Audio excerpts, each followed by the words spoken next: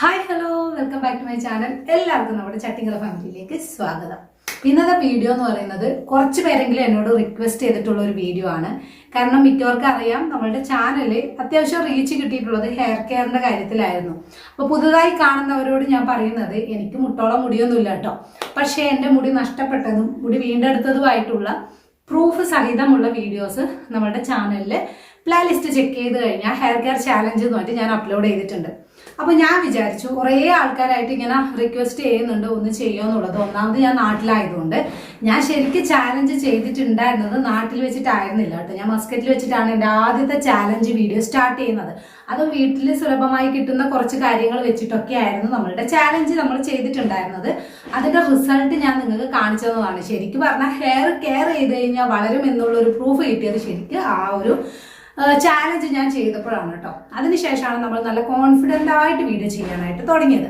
അപ്പം ഇത്തവണത്തെ വീഡിയോ എന്ന് പറയുന്നത് ഒരുപാട് ആൾക്കാർക്ക് യൂസ്ഫുൾ ആകുന്ന ഒരു വീഡിയോ ആയിരിക്കും.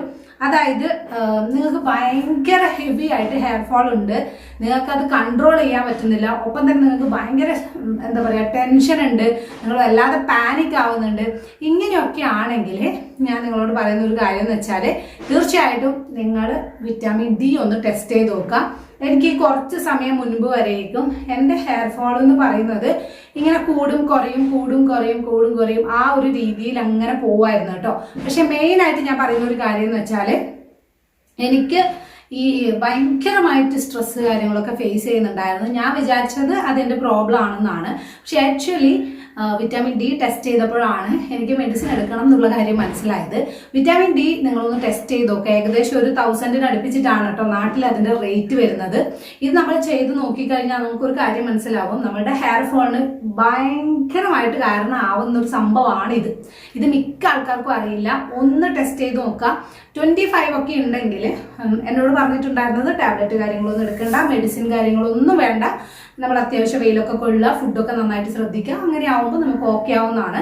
ഇനി സപ്പോസ് നിങ്ങൾക്ക് ഇതിൽ മാറുന്നില്ല എങ്കിൽ നിങ്ങൾ ട്രൈ ചെയ്യേണ്ട ഒരു സംഭവം, അതായത് ഈ 25 താഴെയാണ് നിങ്ങൾ വരുന്നതെങ്കിൽ, അതായത് ഈ വിറ്റാമിൻ ഡിയുടെ റേഞ്ച് വരുന്നതെങ്കിൽ ഡെഫിനറ്റ് ആയിട്ടും മെഡിസിൻ എടുക്കാൻ പറഞ്ഞിട്ടുണ്ടായിരുന്നു. എനിക്ക് 22 ആയിരുന്നു ഉണ്ടായിരുന്നത്. ഞാൻ മെഡിസിൻ സ്റ്റാർട്ട് ചെയ്തിട്ടുണ്ടായിരുന്നു കേട്ടോ. അപ്പോൾ ഹെയർ ഫോൾ നല്ല രീതിയിൽ കുറഞ്ഞിട്ടുണ്ട്. ഇനി പറയാനുള്ള ഒരു കാര്യം എന്ന് വെച്ചാൽ, നമ്മൾ എവിടെ നോക്കിയാലും നമ്മളുടെ ഹെയർ ഇങ്ങനെ കാണുന്നുണ്ട് എന്നുള്ളൊരു അവസ്ഥയാണെങ്കിലാണ് ഞാൻ പറഞ്ഞത് ഒന്ന് ടെസ്റ്റ് ചെയ്ത് നോക്കാം. ഇതൊരു കാരണം മാത്രമാണ്.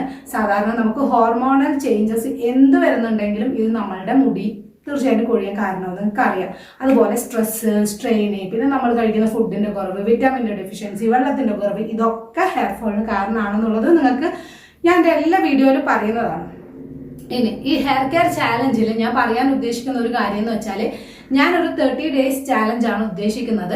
എനിക്ക് മെയിനായിട്ട് മോനെ വെച്ചിട്ട് ഒരുപാട് കാര്യങ്ങൾ ചെയ്യാൻ പറ്റാത്തത് കൊണ്ട് തന്നെ വളരെ സിമ്പിളായിട്ടുള്ള രീതിയിലുള്ള ഒരു ഹെയർ കെയർ ചാലഞ്ചാണ് ഞാൻ ഉദ്ദേശിക്കുന്നത്. എല്ലാവർക്കും ചെയ്യാൻ പറ്റുന്നതാണ്. ഞാൻ എന്തായാലും മസ്റ്റായിട്ട് ചെയ്യണമെന്ന് ഞാൻ പറയില്ല. നിങ്ങൾക്ക് ഈ ഒരു 30 days ചാലഞ്ച് കണ്ടതിന് ശേഷം എനിക്കുണ്ടാവുന്ന ചേഞ്ച് കണ്ടിട്ട് നിങ്ങൾക്ക് വിശ്വാസം ഉണ്ടെങ്കിൽ മാത്രം ചെയ്താൽ മതിയാവും. പിന്നെ ഈ ഒരു 30 ദിവസം കൊണ്ട് മുടി മുട്ടോളം എത്തുന്നുള്ള ഒരു കള്ളത്തരവും ഞാനിവിടെ പറയുന്നില്ല, എത്തില്ല.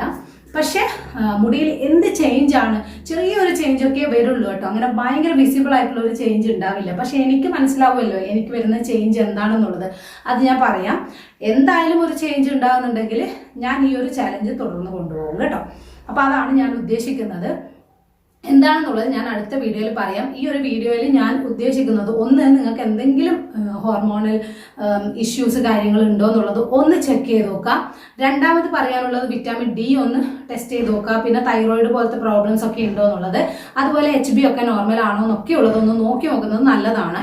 ഇതൊക്കെ നമ്മളൊരു ഡോക്ടറോട് പോയി പറഞ്ഞു കഴിഞ്ഞാൽ എന്തായാലും നോക്കുന്ന ഒരു കാര്യം തന്നെയല്ലേ. അപ്പം അതൊന്ന് നമ്മൾ നോക്കി വെക്കുക. അതായത് നമ്മുടെ സൈഡിൽ നമ്മൾ ഓക്കെ ആണെങ്കിലാണ് നമുക്ക് എന്തെങ്കിലും ചെയ്താലും നല്ലൊരു റിസൾട്ട് കിട്ടുക കേട്ടോ. അല്ലാതെ അനാവശ്യമായിട്ട് ഒരുപാട് മെഡിസിൻ എടുക്കണമെന്നൊന്നും ഞാൻ പറയുന്നില്ല. പ്രോപ്പറായിട്ടുള്ള ഒരു ഡോക്ടറെ കണ്ടിട്ട് നിങ്ങൾ ചെക്ക് ചെയ്ത് നോക്കിയിട്ട് അങ്ങനെ എന്തോ പ്രശ്നം ഉണ്ടെങ്കിൽ സൊല്യൂഷനും കൂടെ അവരോട് തന്നെ ചോദിച്ചിട്ട് ചെയ്യുക എന്നുള്ളതാണ്. അതോടൊപ്പം നമ്മൾ നമ്മുടെ ഹെയർ കെയറും ചെയ്ത് കഴിഞ്ഞാൽ ഉറപ്പായിട്ട് നമുക്ക് റിസൾട്ട് കിട്ടും കേട്ടോ.